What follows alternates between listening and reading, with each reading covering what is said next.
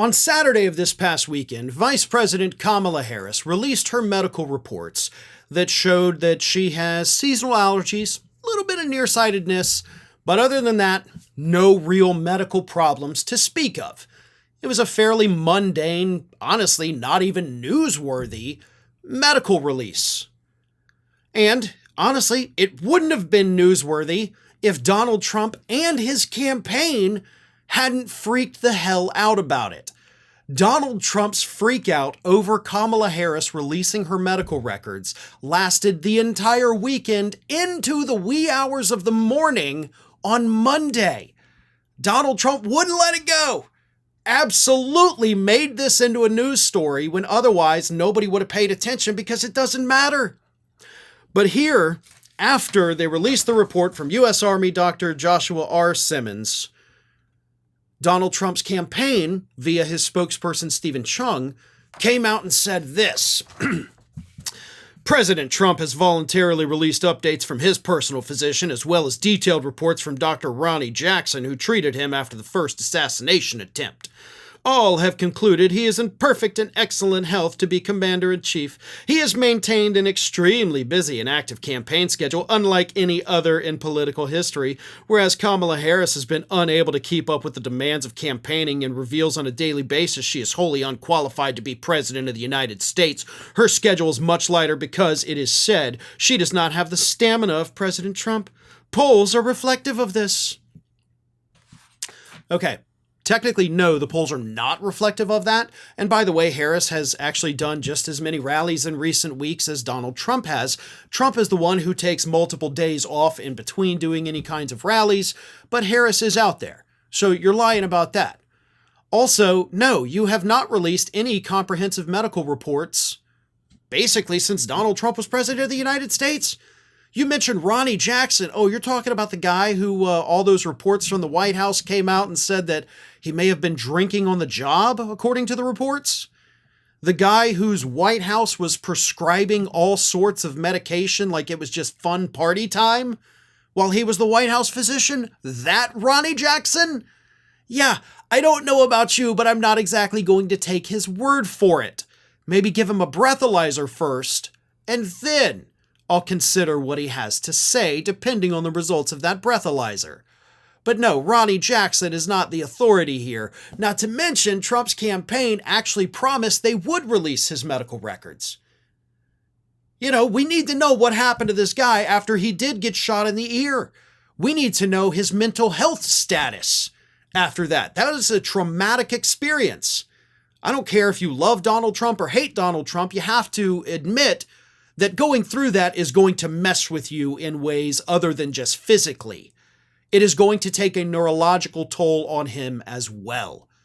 And we do not have any reports that Donald Trump has undergone any kind of psychological evaluation following that attempt on his life. So, what's going on there?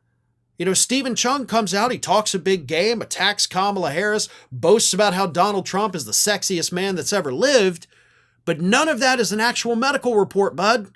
You got to do better. You have to tell us what's going on with him, and you have to tell him a cognitive exam he took 6 to 8 years ago is not going to cut it. But Donald Trump himself decided to get in on the action, and at, what time was it? 1:12 a.m. Monday morning. 1:12 a.m.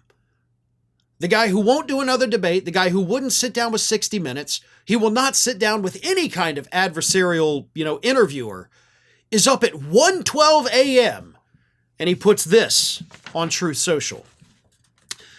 I believe it is very important that Kamala Harris pass a test on cognitive stamina and agility.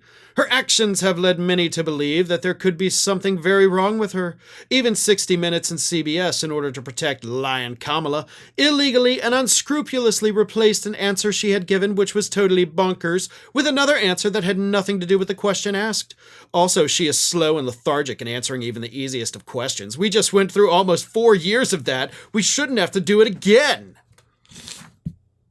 A lot of that sounds like it was not written by Donald Trump, so I will say that there is a chance somebody else put this out there, because Donald Trump would not know the name of that test, right? The cognitive stamina and agility test. He doesn't remember that. He probably doesn't even remember person, man, woman, camera, TV. So to think that he just has the name of that test in his head, absolutely not. He either had to get that information from a staffer before he posted this, or he called them up at 1:12 a.m. and said, hey, what was the name of that test I took? I need it now. You got to tell me right now. So yeah, I don't believe he filled out this little thing on Truth Social all by his little lonesome there. No, he definitely had to have help because he's a 78-year-old man who can't remember what he had for dinner that night.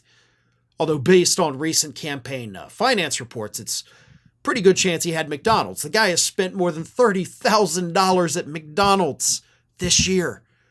So yeah, that's pretty remarkable, but I'm getting away from the point here. The point is, Trump promised to release his medical records.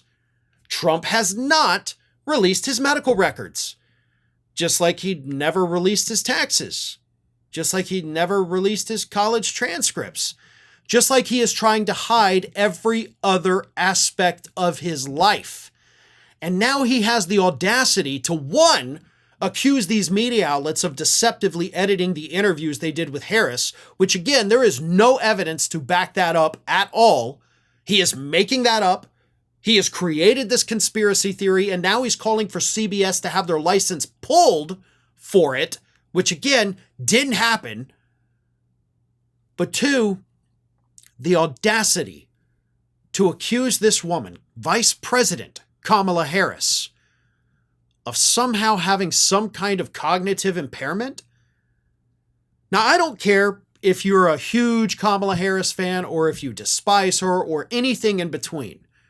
There is nothing that we have seen from her that would indicate that there is something wrong with her brain.